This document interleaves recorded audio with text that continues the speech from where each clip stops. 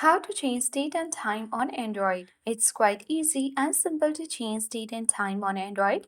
Just follow all the steps one by one. Launch Settings application on your device. Scroll down and locate Additional Settings. Tap on it.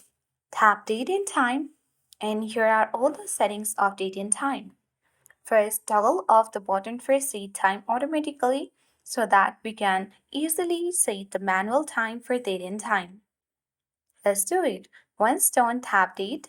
Here you can easily scroll up or down and change the date. Once selected, tap time, and here also you can easily save the time you wish to. After you have done that, you can easily toggle off the button for set time zone automatically and tap on time zone as well.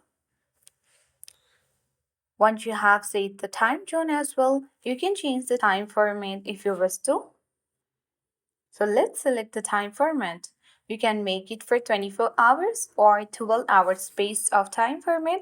And once you have done that, as you can see that we have successfully changed date and time on Android device. You can easily change the settings anytime using the date and time settings on your Android device. I hope this video was helpful. If it was, then do like, share, comment on this video. Thank you for watching and see you in the next video.